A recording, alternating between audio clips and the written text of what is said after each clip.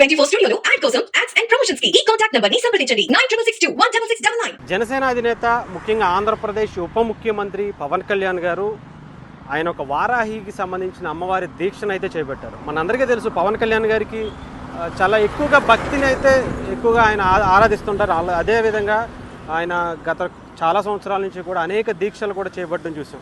అలాంటిది ఇప్పుడు ముఖ్యంగా పవన్ కళ్యాణ్ గారు వారాహి అమ్మవారి దీక్షను కూడా చేపట్టినట్టుగా తెలుస్తుంది. ఇది గతంలో అంటే ఎప్పుడైతే వారాహి యాత్ర స్టార్ట్ చేసినప్పుడు వారాహికి సంబంధించి పూజలు నిర్వహించి అదే రోజు కూడా పవన్ కళ్యాణ్ గారు అంటే 11 రోజుల పాటు ఆ దీక్షను కూడా వారాహి అమ్మవారి దీక్షను కూడా గత సంవత్సరం కూడా చేయడం జరిగింది. అయితే ముఖ్యంగా ఈసారి కూడా అదే తరహాలో వారాహి అమ్మవారిని నమ్ముకున్నందుకు ఒక ఘన విజయం సాధించినందుకు ఈసారి దానికి సంబంధించి పవన్ కళ్యాణ్ గారు మొక్కుకున్నట్టున్నారు. దానికి సంబంధించి కూడా క్లియర్గా అంటే ఈ రోజు అంటే నిన్న 26వ తేదీ నుండి కూడా పవన్ కళ్యాణ్ గారు అమ్మవారి దీక్ష 26వ తారీఖు నుంచి ఆయన అమ్మవారి దీక్ష చేపట్టడం జరుగుతుంది. దాంట్లో 11 రోజుల పాటు ఈ దీక్ష చేస్తారని కూడా తెలుస్తుంది. అంతేకాకుండా ఇందులో పాలు పండ్లు ద్రవహారం తీసుకుంటారట. అంటే పవన్ కళ్యాణ్ గారికి ఎంత భక్తి అనేది ఎంత బలంగా నమ్ముతారనే దానికి ఇది ఒక నిదర్శనం. ఎందుకంటే వారాహి అనేది చాలా పవర్ఫుల్ అమ్మవారని మనకి తెలుసు. ముఖ్యంగా దాన్ని అమ్మవారిని నమ్ముకున్నటువంటి ఏ ఒక్కరూ కూడా ఇప్పటివరకు అంటే వెనకడుగు వేయలేదని అనుకోవచ్చు. అలాగే విజయం సాధించకుండా ఉండలేదని కూడా అనుకోవచ్చు. సో పవన్ కళ్యాణ్ గారు అమ్మవారిని నమ్ముకున్నారు. వారాహి అమ్మవారిని పేరే ఆ వెహికల్కి కూడా పెట్టుకున్నారు, ఎలక్షన్ ప్రచారానికి సంబంధించిన వెహికల్కి.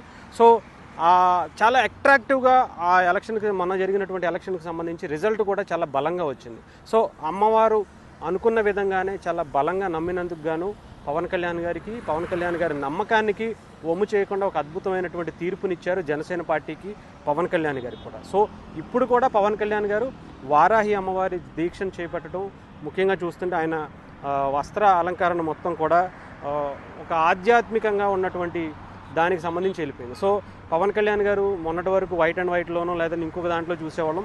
ఈ 11 రోజులు మాత్రం ఒక అమ్మవారి దీక్షకు సంబంధించి ఒక భక్తుడిగా ఒక స్వామి మాల, అయ్యప్ప మాల ఎలా వేసుకుంటామో అలాగే వారాహి అమ్మవారి మాల ఈ ఒక ప్రత్యేక ధరించుకుంది. దీని మీద కూడా చాలామంది సెర్చ్ చేస్తున్నారు.